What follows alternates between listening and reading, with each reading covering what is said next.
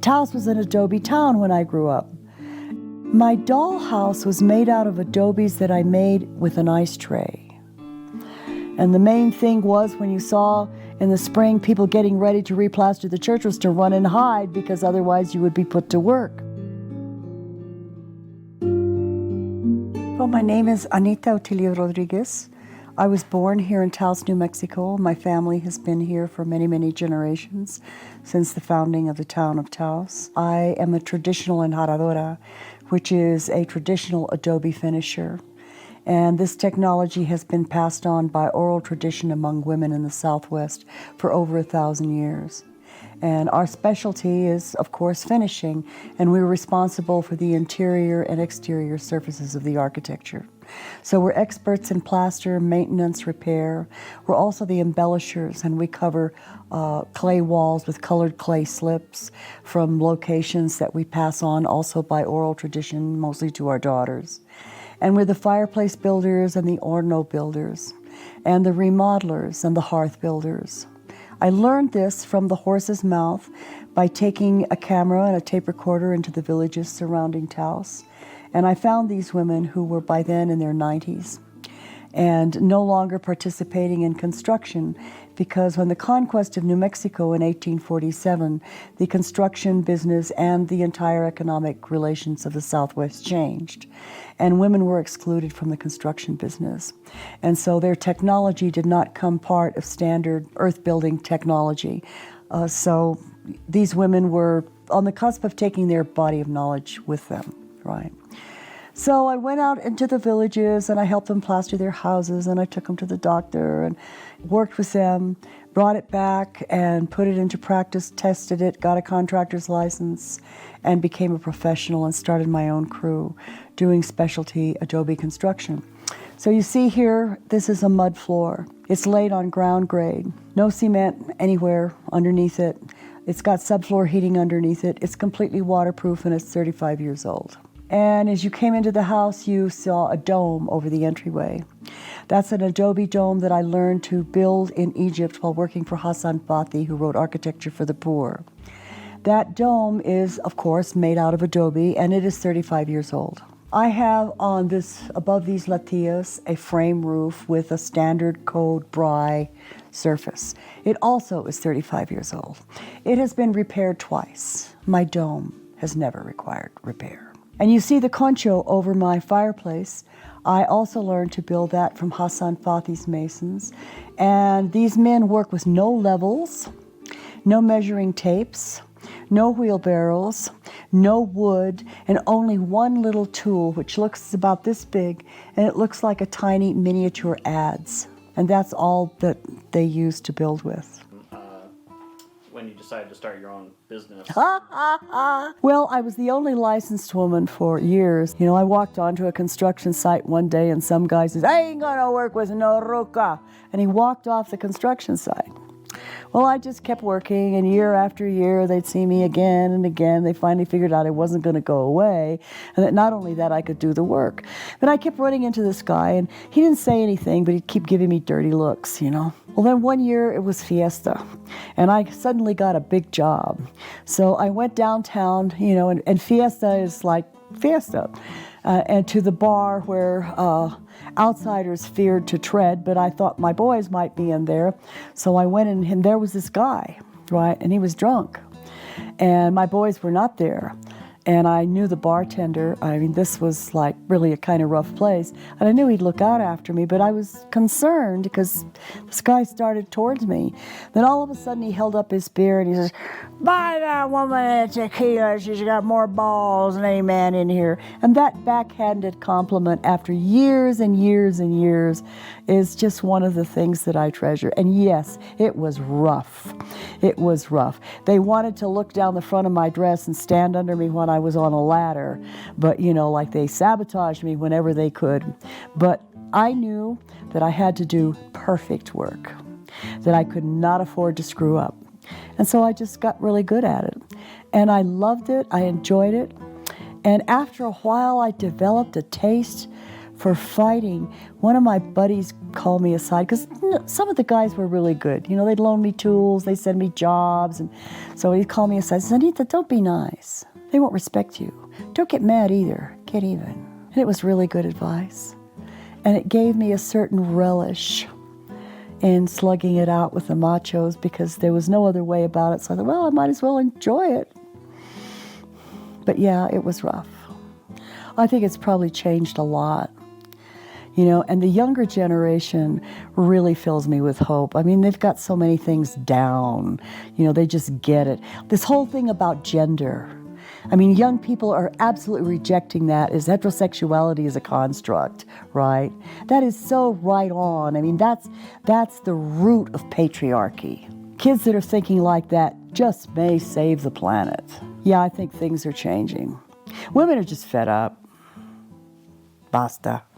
Enough. So I worked for Hassan Fathy in Egypt and then toured all of Egypt all the way down to the border of Ethiopia, where we had the privilege of looking at the original architecture that inspired him, you know, to build Gorna, a village that was financed by the Egyptian government to relocate a village of fellahin, each family of which had a hole in the back room, and they were digging into the Valley of the Kings, stealing the antiquities and melting the gold down and selling it on the black market, which freaked out the Department of Antiquities in Egypt because, you know, nothing is more sacred than their wonderful artifacts. So they hired Hassan Bey to build this village. He was a young, unknown architect who had revived an ancient Nubian system of building with domes and conchos and so forth. And since then, I became a painter. You will be able to see my work, and a writer. I wrote a book that won 5 prizes. My artwork is very allegorical, full of symbolism. The painting that is behind me is called Nuestra Señora de los Remedios. When I came back from Mexico, where I lived for 15 years, I was diagnosed with rheumatoid arthritis. I had terrible pains in my joints, which for a painter is like really bad news because it's an incurable disease. Then I went to see a natural healer thinking maybe, you know, there's some way I can deal with this. And she asked me if I would paint a painting for her office. So I researched Nuestra Señora de los Remedios, which means Our Lady of Remedies. I didn't know anything about her, but I thought that's perfect for the doctor's office, right? So I researched her and found out that she has a specialty. She heals the wounds of the conquest. And the story about her is that her image was brought to this country by a man whose name was Gonzalo Rodriguez, which are my family names. And he buried her image underneath a maguey cactus and promised her that if he survived the coming battle, that he would build a shrine to her. But he didn't. He disappears from records, and the Spanish kept impeccable records on the night of the Battle of La Noche Triste. Years later, a campesino found the image buried under the maguey, and he liked it, so he took it home, and the next morning it was gone. So he goes back to the maguey. There it is. This happens 3 times, right? And then he realizes that she wanted her shrine. So a shrine was built to her. She is more popular and beloved in the Americas than Our Lady of Guadalupe because the wounds of the conquest are still bleeding in the Americas. Native people still don't have their rights. And so that's the story behind that painting. And so all of the paintings have stories. All of them relate to the traditions and the customs of my culture. And I belong to that generation of New Mexicans who were beaten for speaking Spanish. And so I was able to recapture my language, which opened the door to the literature, which is this incredible pig out of knowledge. I was able to read Mexican history from the point of view of Mexico. It's a whole other story, you know. So it was incredibly enriching, and I did a lot of painting. And then I realized that what I had left the United States to run away from is global, and that there's no place left to run. There's no place where globalization hasn't reached and corroded indigenous cultures. There's no place to get away from climate change. So I came back to New Mexico to make my last stand. And by the time, when I first went to Mexico, in the barrio where I lived, we left our doors open. When I left Mexico, I had to leave with a bodyguard because of the narco wars. And when I came back, I was driving back. I had left my bodyguard in El Paso, and I was driving through the canyon on my way back to Taos, my homeland, where my ancestors are buried. And there was a rainbow in the sky. And it was like my rainbow. And all these cars were parked by the side of the road taking pictures of my rainbow. And I just knew, yeah, this is where I really, really belong. And when I left, 15 years before, I had a dream. And I dreamed that as I was leaving Taos, all these hands were reaching up out of the graves from all the Campos Santos and the graveyards in northern New Mexico, and they were grabbing my tires and pulling at my skirt. And I was saying, go away, you all died. You died and left me alone. And then when I came back, I found the rainbow. And so I'm very happy. I'm deeply content. Even though my beloved culture is on the verge of extinction, we are being forced out of the town that we built. Gentrification is making it so that my daughter's generation will only be able to buy enough land to fit in a box. So I have formed a nonprofit organization, have teamed up with the Taos Historic Museums, who own a big, beautiful historic building here in Taos. And I'm going to take apprentices and combine efforts with the earth building experts here in New Mexico. We are the heartland of the earth building cultures in the United States. And during my years as a professional contractor, I met and got to know the real guys, the guys who have hundreds of construction sites under their belts. So all of these men, I'm inviting them.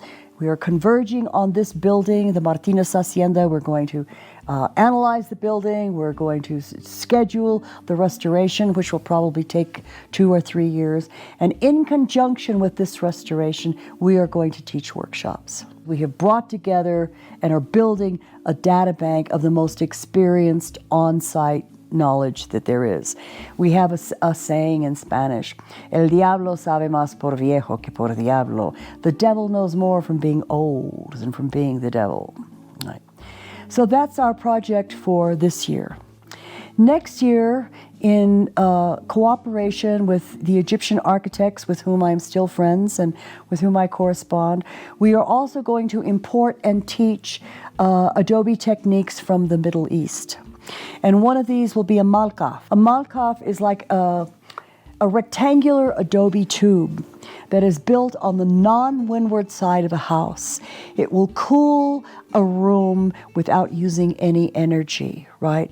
This was developed in the Middle East, where earth-building technologies date back 3,000 years, which accounts for the fact that the masons who taught me can build with no tools, right? So we're going to teach malkafs. And another thing that I think you've seen a lot of are those beehive-shaped adobe ovens that look so much at home in all of the Hispanic villages and the Indian pueblos. Well, they originate in the Middle East. And I saw them there when I was touring with Hassan Bey's group.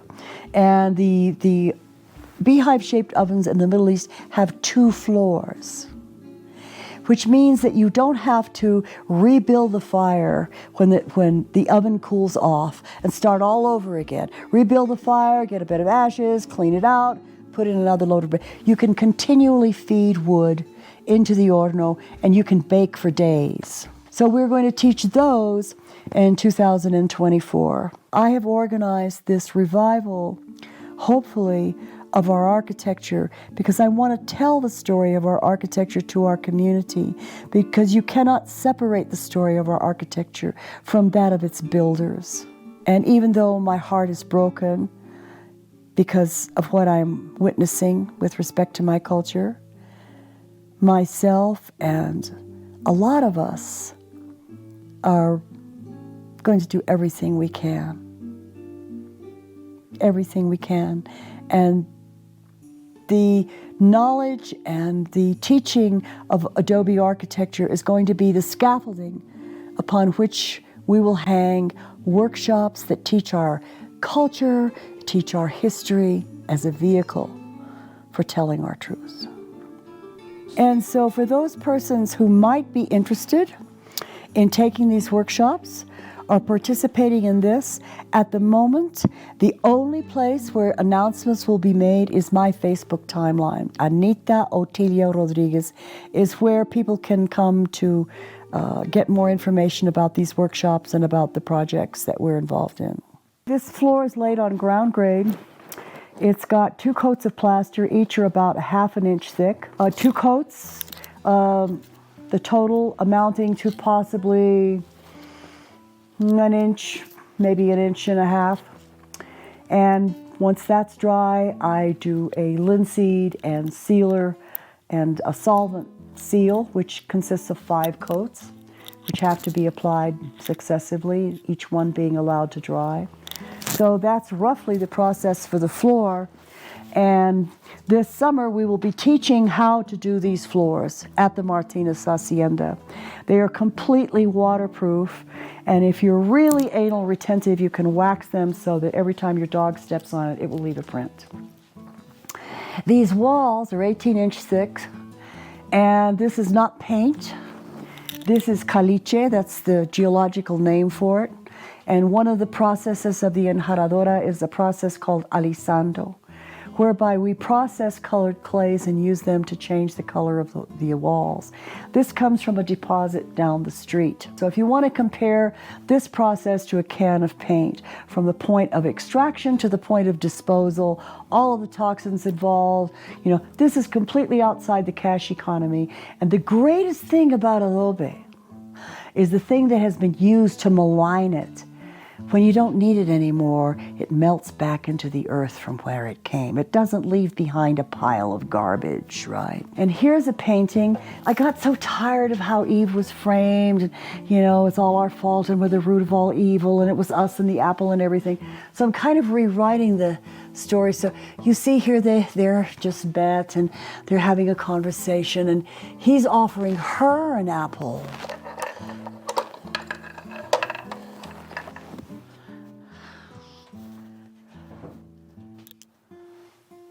I have a funny bone. This is called Bailando en el umbral de eternidad, dancing in the threshold of eternity. Skeletons have been used in Mexican art and architecture since the very beginning. And besides, they're a great symbol for democracy, because unless you're a forensic anthropologist, you don't know if they're male, female, rich, poor, or what race they belong to.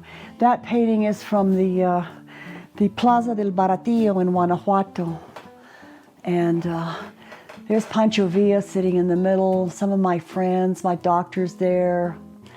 The costume on the right you'll see when we go in the other room. This is El Santo Niño de Atocha, who is the patron saint of prisoners. And here in New Mexico there is a shrine to him. And people bring baby shoes, because at night the Santo Niño gets up and walks around doing good deeds, especially for prisoners, and he wears out his shoes, so he needs lots of shoes. This is the sunken tub that my kids are going to remodel, because when I built it, I had no idea I was going to get old. It never occurred to me. This rock, the house was just nothing but footings. There were no walls. No, nothing was around here, nothing but the footings. And I saw this guy with this rock.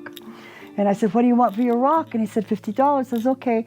And with a crowbar, he maneuvered this rock and put it in place. And as soon as it was in place, I said, "Oh my God, see that?" I said, "We've broken the law. It's got a petroglyph on it." This is probably from Alcalde, and was one of the crosses that were carved, during that battle. Anyway, I said, this is illegal. And he says, "Ma'am, I ain't taking that rock back." This is the costume that you saw in the painting. I wore it to Walmart once on Halloween.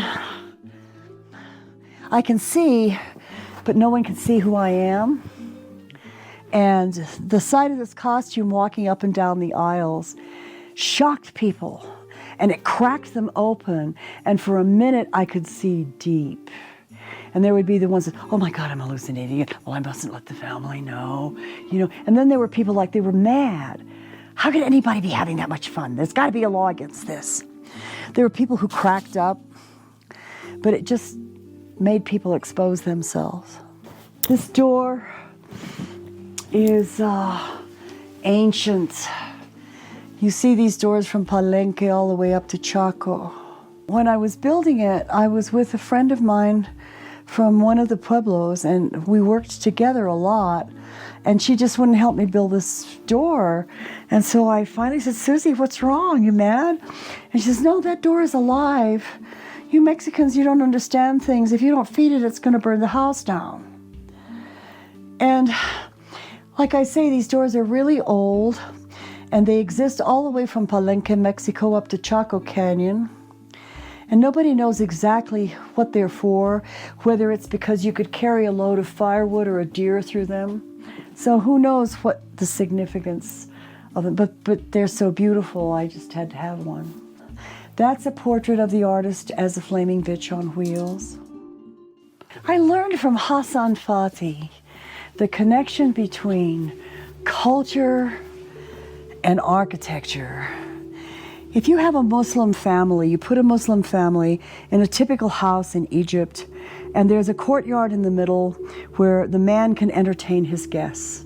The surrounding rooms are built so that women can go about their business in privacy.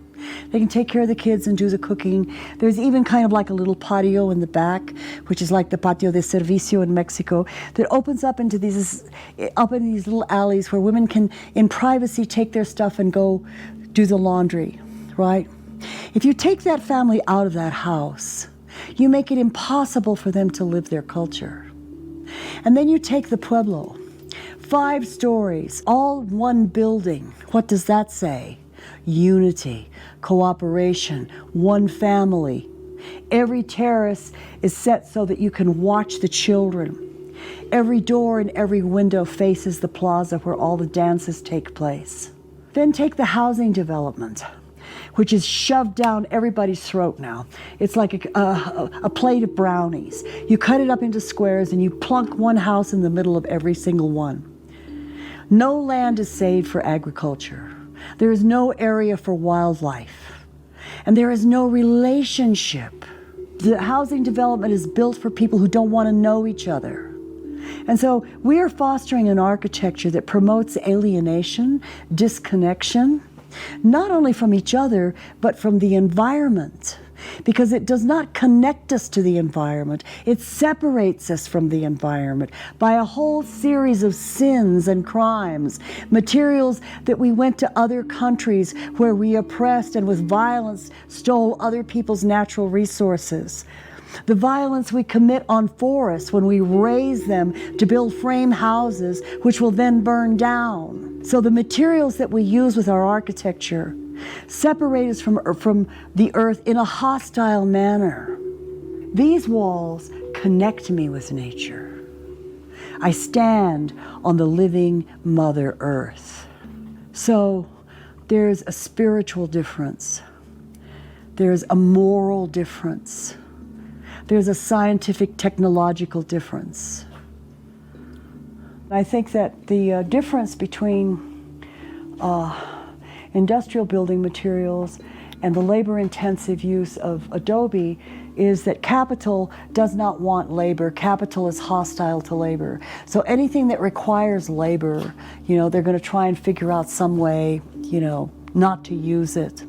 However, communal building promotes community. So if every year the villages of northern New Mexico have to forget their feuds and their problems and get together and plaster the church, that's living architecture in action. The architecture actually keeps community alive, and the community actually keeps the architecture alive. So the kind of building materials that you use have enormous far-reaching ramifications. And like I say, we don't have any choice. We don't have any choice. We're going to have to do this.